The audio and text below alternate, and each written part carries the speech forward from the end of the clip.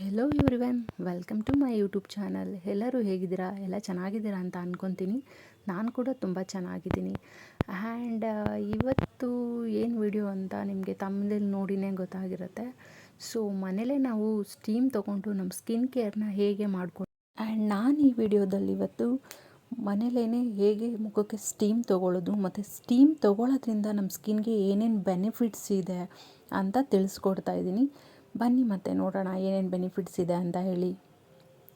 ಇವಾಗ ಮೊದಲನೇದಾಗಿ ನಾವು ಬೆನಿಫಿಟ್ಸ್ ಬಗ್ಗೆ ಮಾತಾಡೋಣ.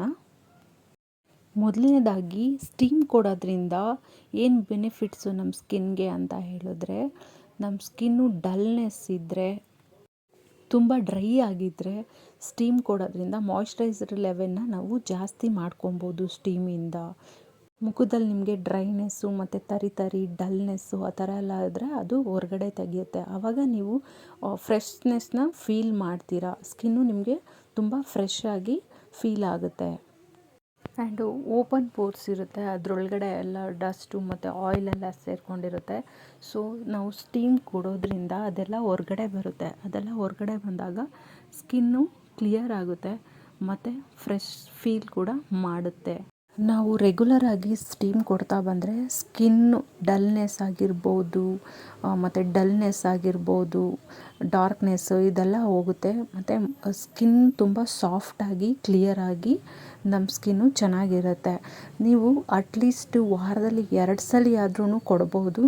ಇನ್ ಕೇಸ್ ಆಗಿಲ್ಲ ಅಂದರೆ ವಾರದಲ್ಲಿ 1 ಸಲಿನಾದರೂ ಮಾಡ್ಕೊಬೋದು. ಅದು ಆಗಲ್ಲ ಅಂತ ಹೇಳಿದ್ರೆ 15 ಡೇಸ್ 1 ಸಲ ಆದ್ರೂ ಸ್ಟೀಮ್ ಕೊಡ್ತಾ ಬನ್ನಿ. ಆಗುತ್ತೆ ಅನ್ನೋರು ವೀಕ್ಲಿ ಒಂದು 2 ಡೇಸ್ ಆದ್ರೂ ಮಾಡ್ತಾ ಬನ್ನಿ ರೆಗ್ಯುಲರಾಗಿ. 1 ಮಂತಲ್ಲಿ ನಿಮಗೆ ರಿಸಲ್ಟ್ ಸಿಗುತ್ತೆ. ಅದಲ್ಲದೆ ಸ್ಕಿನ್ನು ತುಂಬ ಹೆಲ್ದಿಯಾಗಿರುತ್ತೆ. ಯಾವುದೇ ಥರ ರಫ್ನೆಸ್ ಆಗಿರ್ಬೋದು ಅದು ಯಾವುದೂ ಇರೋದಿಲ್ಲ. ಮತ್ತು ಪಿಂಪಲ್ಸ್ ಪ್ರಾಬ್ಲಮ್ ಕೂಡ ಬರೋದಿಲ್ಲ. ನಮ್ಮ ಸ್ಕಿನ್ನು ಒಳಗಡೆ ಇರೋ ಡೆಡ್ ಆಯಿಲೆಲ್ಲ ಹೊರಗಡೆ ಬಂದಾಗ ಸ್ಕಿನ್ನಲ್ಲಿ ಯಾವುದೇ ಥರ ಪಿಂಪಲ್ಸ್ ಪ್ರಾಬ್ಲಮ್ಸು ಬರೋದಿಲ್ಲ. ಆ್ಯಂಡ್ ಮನೇಲಿ ಇವಾಗ ನಾವು ಹೇಗೆ ಸ್ಟೀಮ್ ತೊಗೊಳ್ಳೋದು ಅಂತೇಳಿ ನೋಡೋಣ. ಒಂದು ಪಾತ್ರೆಯಲ್ಲಿ ನೀರು ಇಟ್ಕೊಂಡು ಅದನ್ನು ಚೆನ್ನಾಗಿ ಬಾಯ್ಲ್ ಮಾಡ್ಕೊಳ್ಳಿ. ಅದಕ್ಕೆ ಒಂದು ಸ್ವಲ್ಪ ಅರಿಶಿನ ಪುಡಿ ಇದ್ದರೆ ಹನಿ, ಒಂದು 1/4 ಸ್ಪೂನಷ್ಟು ಜೇನುತುಪ್ಪನ ಹಾಕ್ಕೊಳ್ಳಿ. ಅದು ಚೆನ್ನಾಗಿ ಒಂದು 5 ನಿಮಿಷ ಬಾಯ್ಲ್ ಆಗೋದಕ್ಕೆ ಬಿಡಿ. ಅದು ಚೆನ್ನಾಗಿ ಬಾಯ್ಲ್ ಆದಮೇಲೆ ಒಂದು ಬ್ಲ್ಯಾಂಕೆಟ್ ತೊಗೊಂಡು ಅಥವಾ ತಿಕ್ಕಾಗಿರೋ ಒಂದು ಟವಲ್ನ ತೊಗೊಂಡು ಚೆನ್ನಾಗಿ ಫೇಸ್ಗೆ ಸ್ಟೀಮ್ ಕೊಡಿ. ಸ್ಟೀಮ್ ಬಂದು ನೀವು ಒಂದು 10 to 15 ಮಿನಿಟ್ಸು ಸಾಕು, ಅದಕ್ಕಿಂತ ಜಾಸ್ತಿ ಏನು ಬೇಡ. 10 to 15 ಮಿನಿಟ್ಸು ಚೆನ್ನಾಗಿ ಸ್ಟೀಮ್ ಕೊಡಿ. ಫೇಸ್ ಫುಲ್ಲು ಸ್ಟೀಮ್ ಕ್ಲೀನಾಗೆ ಕೊಡಿ. ಅದು ನೀಟಾಗಿ ನೀವು ಸ್ಟೀಮ್ ಕೊಟ್ಟಾಗ ಫುಲ್ಲು ಮುಖದಲ್ಲೆಲ್ಲ ನೀರು ಬೆವರು ಥರ ಬಂದಿರುತ್ತೆ. ಆವಾಗಲೇ ನಿಮಗೆ ಗೊತ್ತಾಗುತ್ತೆ ಸ್ಕಿನ್ನು ಆಲ್ರೆಡಿ ಸ್ವಲ್ಪ ಗ್ಲೋ ಆಗಿರುತ್ತೆ ಮತ್ತು ಸಾಫ್ಟ್ ಇರುತ್ತೆ, ಫ್ರೆಶ್ ಫೀಲ್ ಕೊಡ್ತಾ ಇರುತ್ತೆ. ಸ್ಕಿನ್ ಕೂಡ ಚೆನ್ನಾಗಿ ಕಾಣಿಸ್ತಾ ಇರುತ್ತೆ. ಇದನ್ನು ನೀವು ನೈಟ್ ಟೈಮ್ ಮಾಡೋದು ತುಂಬ ಒಳ್ಳೆಯದು.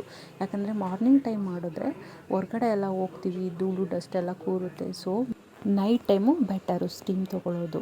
ಸ್ಟೀಮ್ ತೊಗೊಂಡಾದಮೇಲೆ ಮುಖ ಏನು ತೊಳಿಬಾರ್ದು. ಹಾಗೆ ಒಂದು ಟವಲಲ್ಲಿ ಜಸ್ಟ್ ಡಿಪ್ ಮಾಡಿ ಅದಾದಮೇಲೆ ಕಂಪಲ್ಸರಿ ಯಾವುದಾದ್ರೂ ನೀವು ಯೂಸ್ ಮಾಡೋವಂಥ ರೆಗ್ಯುಲರ್ ಮಾಯ್ಶ್ಚರೈಸರ್ ಕ್ರೀಮ್ನ ಫೇಸ್ಗೆ ಅಪ್ಲೈ ಮಾಡ್ಕೊಳ್ಳಿ.